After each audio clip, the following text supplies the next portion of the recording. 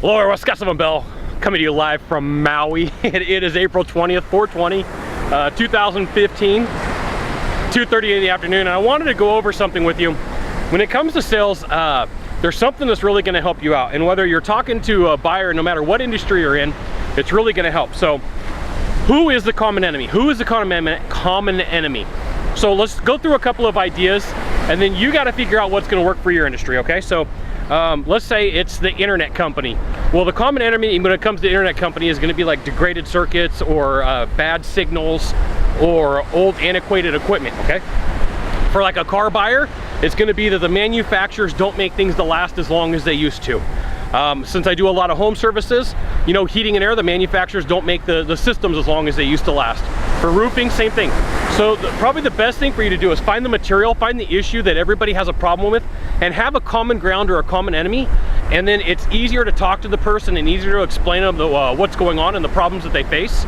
So no matter what your industry is, it could be brokerage and you're brokering stocks or bonds, and the common enemy is the bad stockbroker, okay? So take whatever the thing is that drives you nuts about your industry and creates problems and create issues, and turn it into an enemy, and then you have a common ground with the buyer. Now, there is a possibility of going too far and talking too much. You only need a little bit of this, you don't need a lot. And you only need like 1 or 2 an hour, you don't need like 20 or 30. Now, typically with sales, people tend to start wanting to go overboard. I say, hey, do it 1 time and they do it 20. Or I say, do it 2 times and they do it 50. And that creates a sales challenge for you because it creates that feeling in the stomach that something's wrong. It doesn't feel like a real conversation. It doesn't feel normal. And then that buyer starts building resistance, and then they give an objection like, I want to think about it, or I'm going to talk to other people, or I'm getting other bids, and it creates a challenge for you.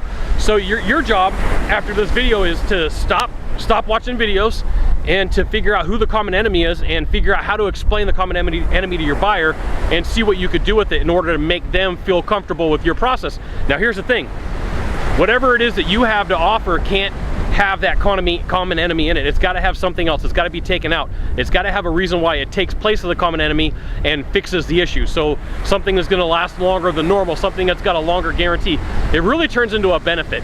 But if you frame it in the way of an enemy, or it's a problem, and you know it's something that's out of your control, and there's some outside factor or some outside force like a government entity or a group that's caused it, that like pushes the group or the enemy even 1 step further, okay? Now, take some time, figure out in your industry who the common enemy is. If it's a governing body, is it the manufacturer of another product? Is it the government? Figure out who it is, and then work with figuring out a way that you can work it into your explanations and say, hey, look, I understand this is going on and it's not your fault. Now the phrase "it's not your fault" really does help out because it's really not the buyer's fault. It's really not the person's fault, and it takes the blame away from them. You know, people don't want to feel like they're under the microscope. So you're gonna say something along the lines of, you know, this group got together and they figured out that this is the best way it should go, but it really doesn't work that way. So it's not really your fault that you're having a problem with this issue. It's the fault of the group. Now see, they're the common enemy. They're the ones who should be in trouble in the mind of the buyer, okay? Cool, now take some time, figure out how you're gonna make this work. Now, if you could do a small favor for me in the box down below, leave a comment, question, or story, that would be fantastic. To the right or to the left, there is a subscribe button. Subscribe, and then send it out to all your friends via StumbleUpon, Facebook, Twitter, Google+, LinkedIn, Sylvan Bell. Only Scott Bell with Sylvan. We'll see you soon. Thanks for watching. Aloha.